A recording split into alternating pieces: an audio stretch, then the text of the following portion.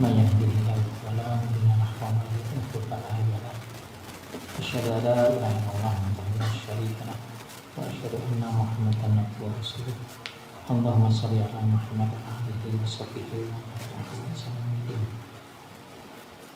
قال الله تعالى في كتابه الكريم أعوذ بالله من الشيطان الرجيم بسم الله الرحمن الرحيم يا أيها الذين آمنوا اتقوا الله حق تقاته ولا تموتن إلا وأنتم مسلمون يا أيها الناس اتقوا ربكم الذي خلقكم من نفس واحدة وخلق منها وبث منهما رجالا كثيرا ونساء واتقوا الله الذي تساءلون به والأرحام إن الله كان عليكم رقيبا يا أيها الذين آمنوا اتقوا الله وقولوا قولا سديدا يصلح لكم ذنوبكم ومن يطع الله ورسوله فقد فاز فوزا عظيما فإن أصدق الحديث كتاب الله وخير الهدي هدي محمد صلى الله عليه وسلم وشر الأمور محدثاتها وكل بدعة ضلالة وكل ضلالة في النار. Alhamdulillah rabbil alamin. Melanjutkan yang setengah jam pembahasan malam Selasa tanggal sahur ini. Saya kira kita melanjutkan kesehatan ini hadis nih kalau ini rokok bahwa hadis yang kan saya dalam hadis belum kembali. Nah kemudian pasal ini saya menerima hadis yang saya kenal. Sing dari Tamim Ad-Dari radhiyallahu anhu yang berkaitan dengan pola Rasulullah SAW adilun nasih talatan kulna wa iman ya Rasulullah qala lillahi wa rasuli wa alimatil muslimin wa alimatihim akhrajahu Muslim. Pada untuk Allah, untuk kitabnya di sini orangnya pada Rasul wali aimatil muslimin untuk pemimpin atau untuk imam atau muslimin wa aimatihim dan untuk umat atau masyarakat. Ini untuk masyarakat umum, maksudnya kembali kepada nasihat kepada Allah, kitabnya, Rasulnya. Sehingga kemarin nasihat kepada Allah itu kita mengikuti Allah, dan kepada kitab itu, kepada kitabnya itu kita menjadikan kitab yaitu Al-Quran itu menjadi pedoman kita. Bahkan di dalam memedomi kitab Al-Quran dan As-Sunnah, kita mesti jangan kita pindahkan, karena pada surat Al-Isra 65 fala rabbika la yu'minuna hatta yuhaqqimuka bima sajara bainahum tsumma la yajidu fi anfusihim harajan mimma qadaita wa yusallimu taslima. Demi Tuhanmu, maka demi Tuhanmu, Rabbmu, ya, ini bahasanya wa rabbika wa yu'minuna hatta yuhaqqimuka. Mereka tidak beriman sebelum mereka menjadikan engkau hakim. Engkau itu engkau Muhammad hakim fima sajara bainahum, sebagai hakim di dalam perkara yang mereka perselisihkan. Cuma layajidu, kemudian tidak ada rasa keberatan di anfusihim, di dalam hati mereka, harajan terhadap putusan yang kau berikan, mimma qadaita wa yuslimu tasliman, dan mereka menerima dengan ya yuslimu tasliman, menerima dengan sepenuhnya. Nah ini di surat An-Nisa di bawah, memang untuk tunduk patuh kepada hukum ya kita harus musliman tasliman, saliman tasliman, harus tunduk patuh, berserah bisa ikhlas-ikhlasnya,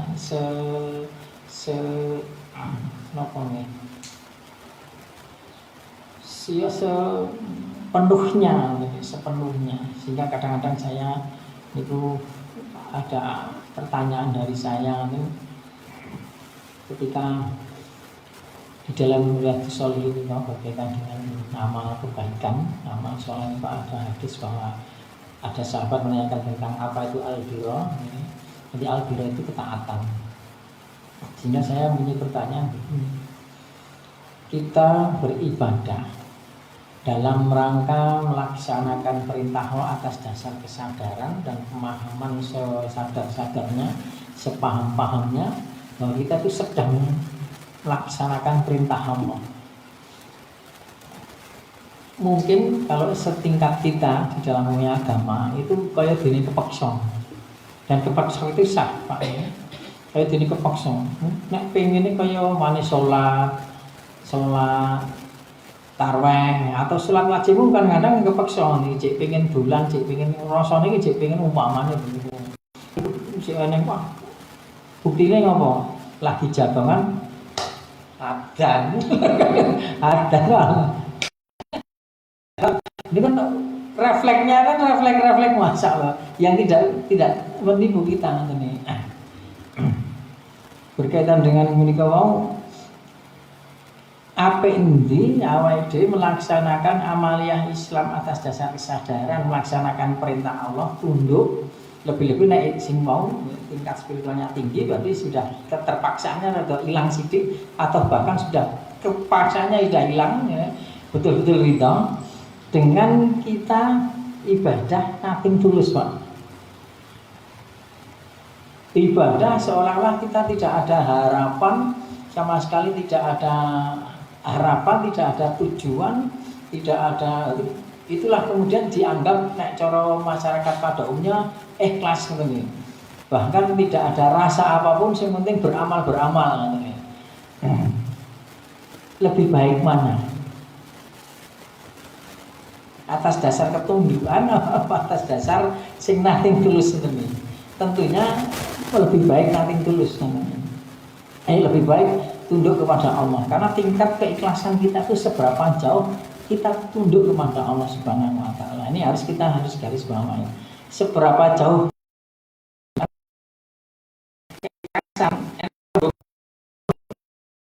keikhlasan apa hal ini, dan kita tidak ada bayangan terhadap sesuatu apa.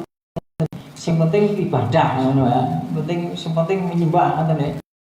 Kayak dene kan ikhlas. Sebenarnya di sini tidak ada kemuliaan itu ya ketika kita sadar betul bahwa kita itu tunduk. Jadi nek umpama niku perintah Allah itu tapi kaya dene bom. Nek kene perintah kaya dene awake dhewe seneng banget kalau itu perintah Allah. Kaya dene awake dhewe iki nek dulu ketika kita masih di tugas di mana, kerja di mana, itu nek itu tugas kan langsung nek itu tugas kan diberi tugas itu kan seneng kan. Nek awake dhewe nyambut gawe niku. Kalau awake dhewe nyambut gawe dimanapun orang yang buat gaya untuk tugas itu pasti senang.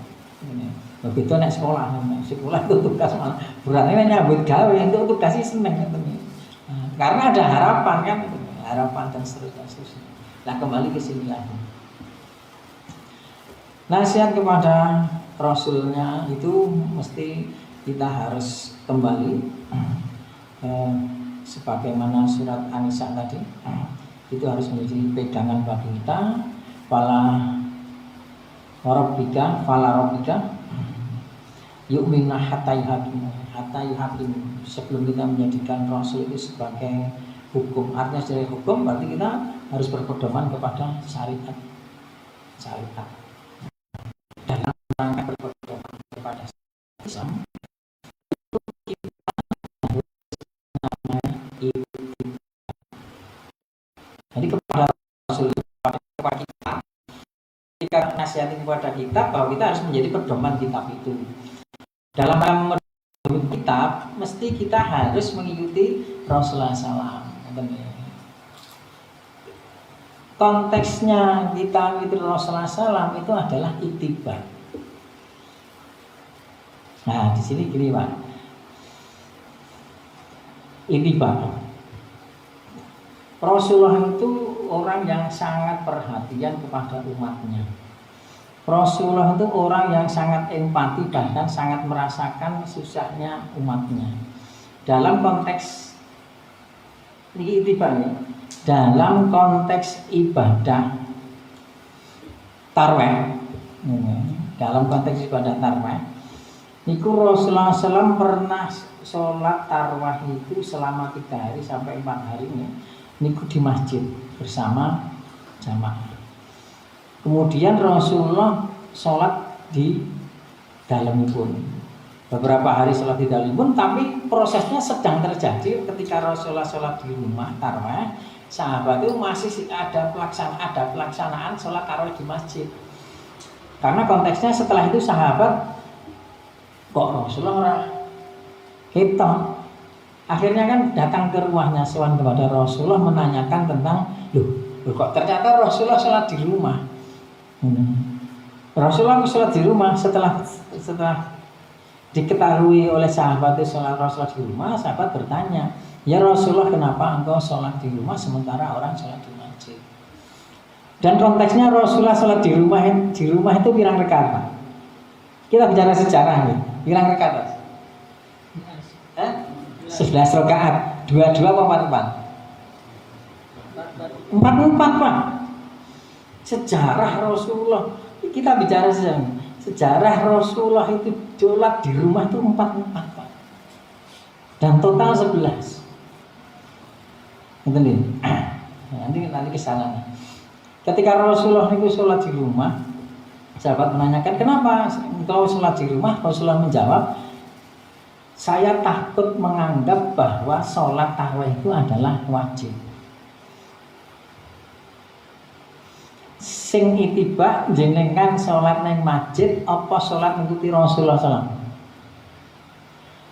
Jadi sunai tarawih awake dhewe anggere ping 3, ping 4 orang neng masjid langsung neng omah. Karena Rasulullah perilakunya begitu, karena Rasulullah feelnya begitu.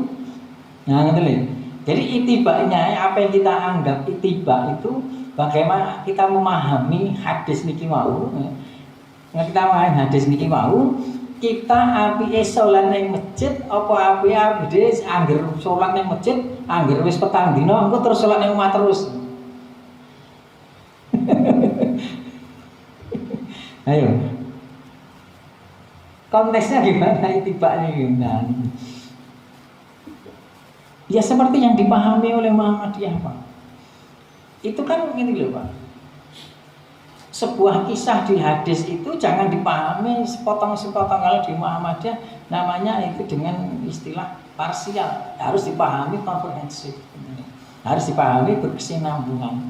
Harus dipahami satu kesatuan makna. Satu kisah itu wow, satu kisah juga perjalanan Rasulullah terus jadi masalah itu kita harus paham Rasulullah itu pernah mengerjakan hal yang makruh dan Rasulullah tidak pernah ketika memerintahkan tidak memerintahkan sementara itu adalah tidak melarang sementara itu adalah kejelekan. Lebih-lebih sholat menikah wow, satu kesatuan kisahnya adalah ketika Rasulullah di rumah dan sahabat juga sedang sholat di masjid. Dan ini ijma, Pak, karena sholat di masjid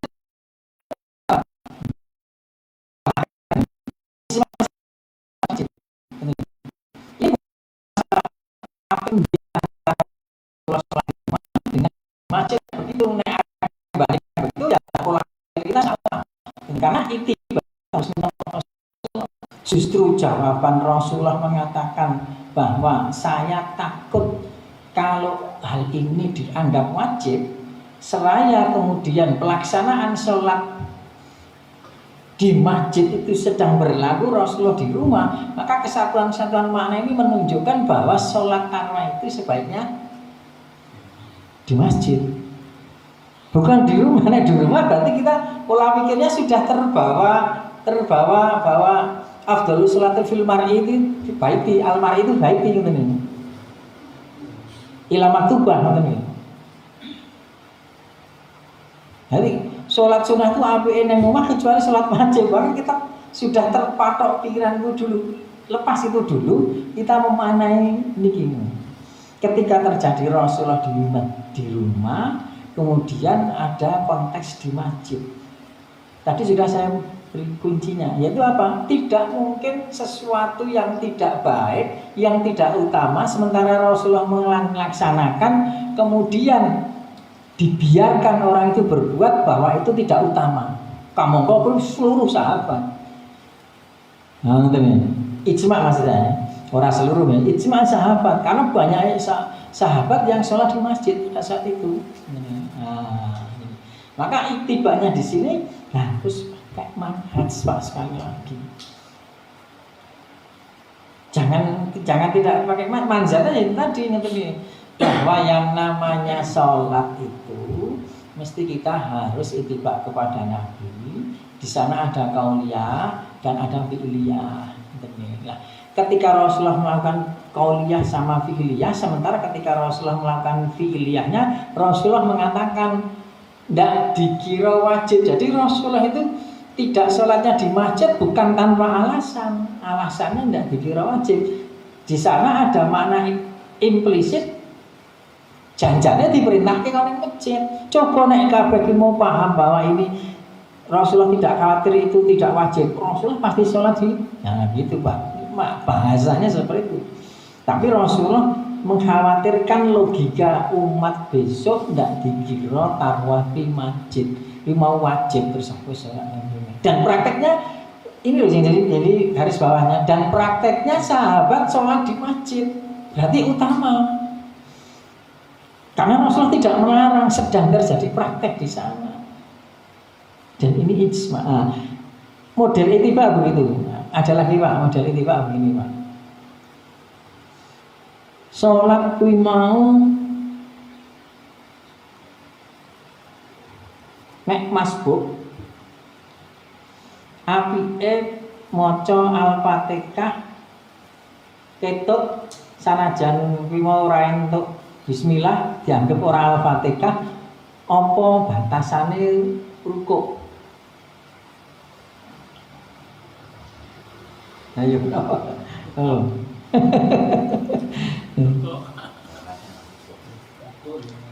Ya kita sudah terbawa oleh mana Muhammadiyah dulu kan itu Panjang starjing dan batasannya rukuk. Tapi memang sebenarnya terukuk Pak. Yang betul memang rukuk teman-teman. Kita ittiba kepada Nabi dalam konteks niki. Coba bedakan dengan cara berpikir tentang tarawih tadi. Ketika bicara tentang rukuk, atas dasar pedoman la sholata liman lam yaqul tidak sah atau tidak ada sholat ketika tidak membaca Al-Fatihah, sehingga itu jadikan dalil bahwa sholatnya tidak sah kalau tidak membaca Al-Fatihah. Terus kemudian ada kisah sahabat Rasulullah SAW. Sahabat Rasulullah ketika itu sholat tertinggal, kemudian masuk, setelah masuk masjid, kemudian ayam jerudel sambil rukuk. Dan konteks itu diperintah untuk mengulangi, tapi untuk menambah rakaat. Perintah kita Rasulullah atau mengikuti perbuatannya Rasulullah SAW yang menasihati ada perbuatan sahabat itu nih, yang itu kemudian dilegitimasi oleh Rasulullah SAW dan tidak usah mengulangi sholatnya gitu. Sehingga gitu nih.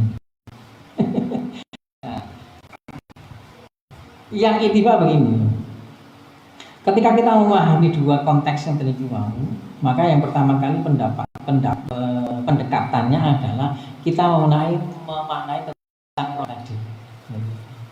Rakaat itu diartikan rakaat atau diartikan rukuk. Dari sisi bahasa yang jenengan membuka di kitab kami pernah kita di sana, maka sana diartikan rukuk. Jadi dari sisi bahasa begitu. Dan dari sisi makna, pendekatan bahasa itu bukan pendekatan yang menjadi pilihan pertama. Justru pendekatan bahasa, makna secara lugah itu carry, Pak. Ketika secara kita tidak menemukan, maka kita baru memahami bahwa ini lewat bahasa. Nah, kalau sekarang ada apakah itu ruku', apakah itu rokaah, gitu ya.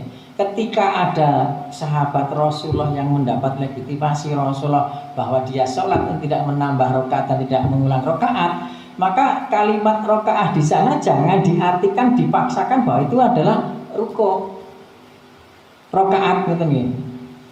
Tidak, karena buktinya justru hadis yang justru ada hadis sahabat Rasulullah yang ketika sholat tertinggal, gitu ya.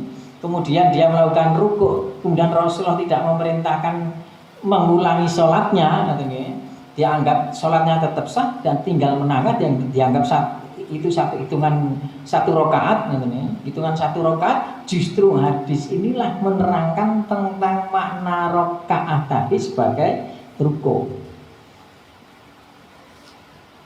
Jadi dalil sahabat Rasulullah melakukan ruku' ini menjadikan keterangan tentang batasan itu namanya itu adalah ruku' dalam konteks hadis itu. Karena ada hadis seperti ini, jangan hadis ini dipahami jangan-jangan itu ruku'. Maka hadis ini malah ditafsirkan, tidak. Hadis tentang perbuatan sahabat yang dilegitimasi Rasulullah itu adalah legitimasi dari Rasulullah, justru menerangkan tentang makna ruku'. Karena ada fi'iliyahnya, ittiba kepada Rasulullah itu. Apalagi didukung bahwa konteks dari sisi bahasa itu adalah ruku'. Demikian juga kalimat la sholata liman lam ya'rifatul kitab niku umpamanya dipraktekkan bahwa tidak sah baca Al-Fatihah, kita butuh bahasa yang jelas berdasarkan keterangan Rasulullah sing dimaksud apa? Apakah tidak sah? Terus apa? Nah, kemudian ini dijadikan sebagai tentang masbuk, ya. Kan kalimatnya la sholata. Semua la sholat tidak ada sholat, tidak sah tidak sah sholat. Kan itu. Nah, tidak ada sholatnya itu sholatnya itu dia tidak sah nilai Al-Fatihah. Kenapa harus menambah rokaat? Dihitung rokaat, bukan diartikan tidak sah. Benar. Nah, itu dari sisi bahasanya. Tapi kalau kita bicara merujuk kepada pendapat para ulama, jumhur ulama, terutama ulama madzhab itu berpendapat bahwa la sholat ini tidak sah. Membaca Al-Fatihah itu berkaitan sholatul fardhiyah, bukan sholat jamaah. Ini sholat dewe orang moco Al-Fatihah itu tidak sah. Ini sholat jamaah orang moco Al-Fatihah, bahkan ada hadis bacaan imam itu menjadi bacaan makmum. Maka ketika baca imam itu menjadi makmum, sanajan ada lafaz la sholata tadi tidak sah membaca Al-Fatihah tadi, maka itu dalam konteks sholat fardhi, bukan dalam konteks sholat berjamaah. Karena dijelaskan ada hadis tentang rukuk tadi juga, dari sisi bahasa juga demikian, dari sisi makna tidak sah itu bagaimana?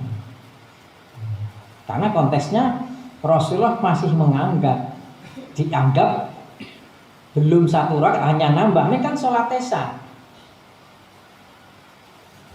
Kita tuh kalau sholat, Pak, kalau sholat niatnya 4 rakaat, di 1 rakaat saja kita tidak membaca Al-Fatihah, ora sah. Keempat-empatnya, Pak, sholat isya, sing pertama rakaat baca Al-Fatihah, ora sah, Pak. La sholat liman lam ya'rifatul kitab itu begitu. Kita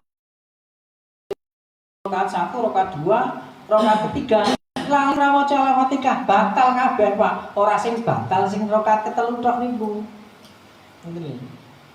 Maka ketika la sholata liman lam ya'rifatul kitab itu diartikan angger ora maca Al-Fatihah penuh, itu dianggap ora maca Al-Fatihah, Kan kalimatnya kita sepaham terhadap orang yang memahami bahwa la sholat itu dianggap tidak sah. Kudunya tidak sah semua.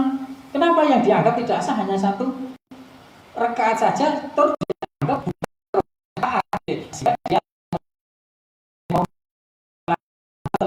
kudunya sah rasa kabeh. Kalau kita bilang la sholat,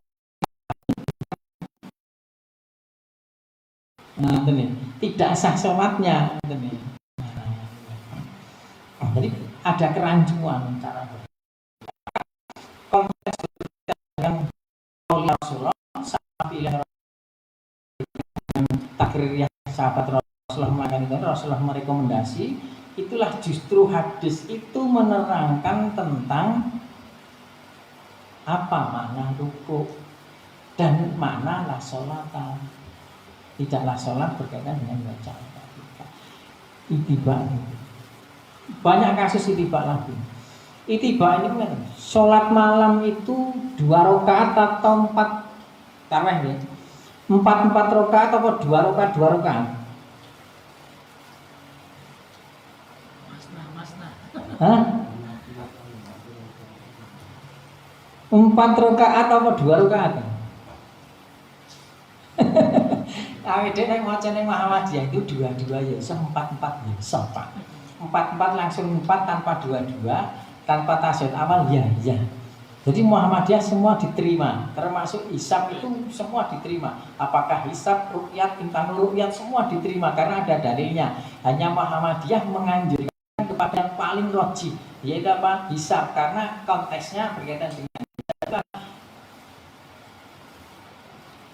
sebab sholat itu kita mau kutang, ada waktunya, ibadah ada waktunya.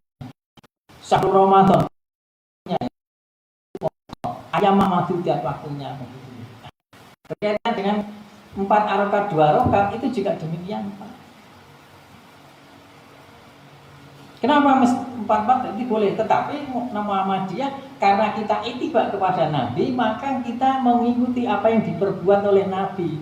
Perkataan Nabi as-sholatu masna, sholatul lail masna itu dulu sholatul lail masna itu lafaz di atasnya berkaitan dengan sahabat bertanya tentang sholat witir. Nah, Rasulullah menjelaskan sholat witir itu dua ya, menjelaskan gitu. Terus kemudian ada sampai dan ada 7 terus 2 terus seterusnya. Kita berpikir begini loh, ketika yang ditanyakan sholat witir,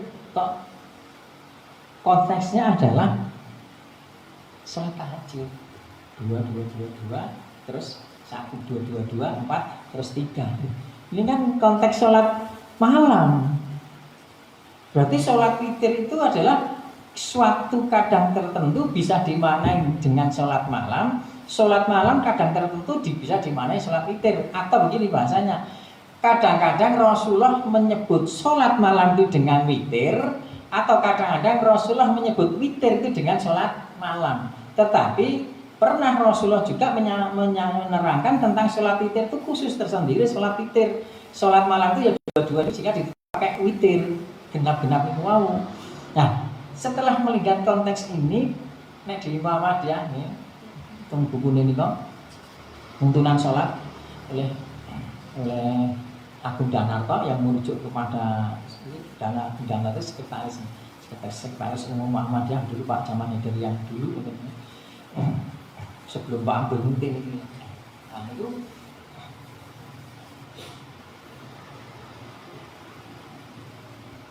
di sana ada sekitar, kalau nggak salah ada 9 pelaksanaan Rasulullah itu sholat malam, garis miring sholat witir.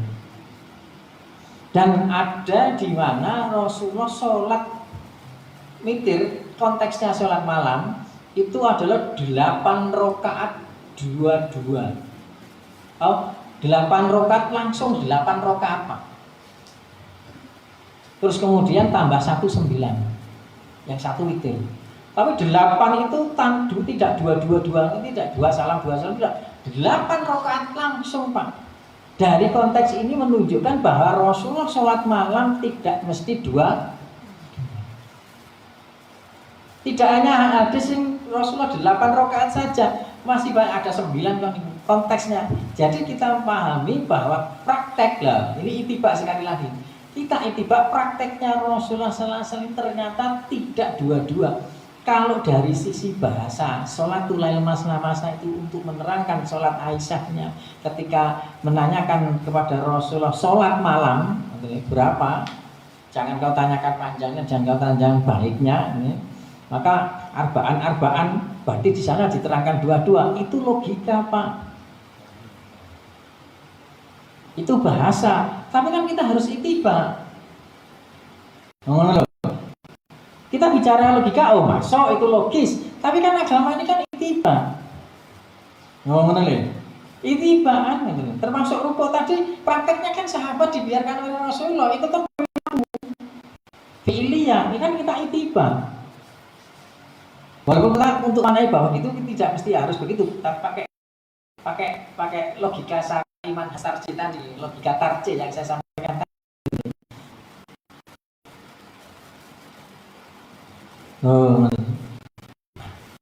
Justru ini adalah kita itibak.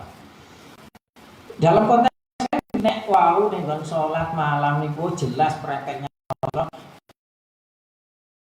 tidak dua-dua 8 rakaat langsung 8 rakaat itu mengatakan tentang sholatul lail masna-masna itu bahwa sholat malam itu harus dua-dua itu batal, logikanya batal.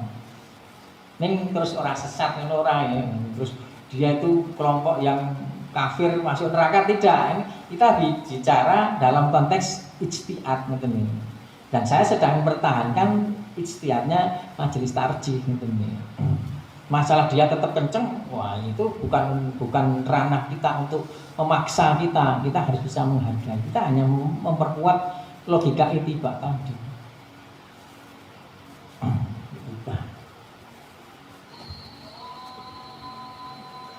Next.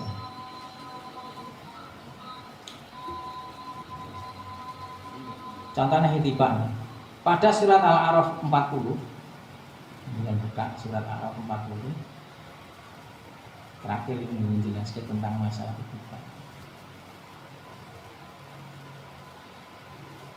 Innalladzina katabu bi ayatina wastakbaru anha la tufattahu lahum abwabus samai wala yadkhulul jannah hatta yalijal jamal fisamil khayd wa kadzalika najzil mujrimin.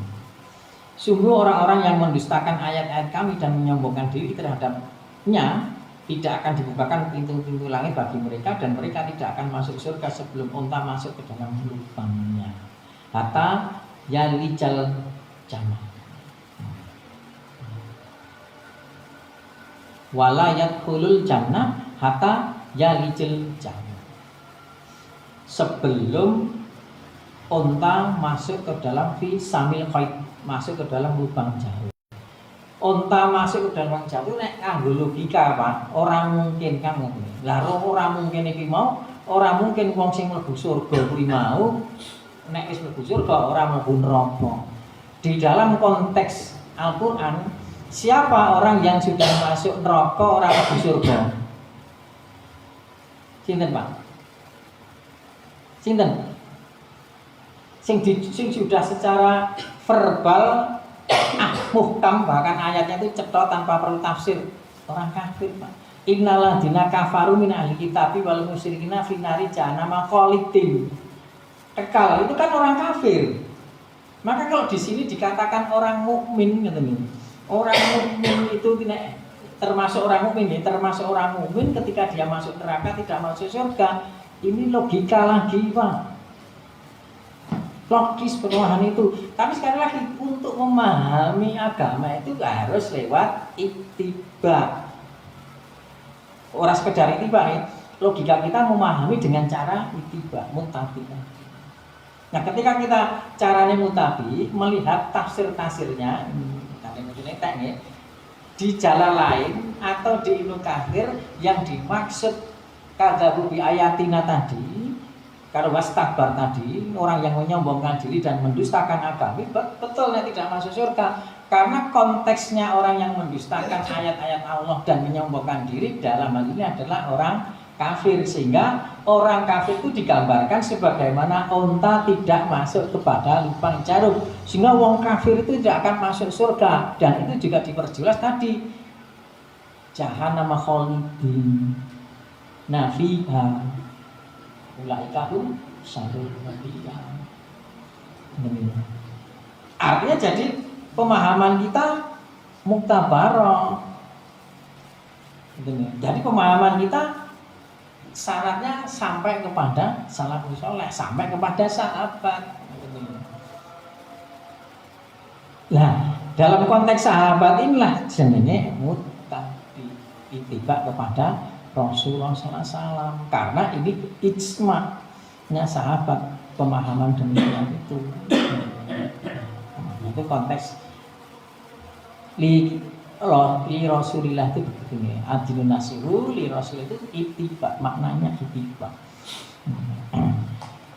Kata yang sakit kelakurakan mengenai perilaku natur kurang cekono kurang pangsomo. Memang kalau kita tidak mengetahui cara berpikir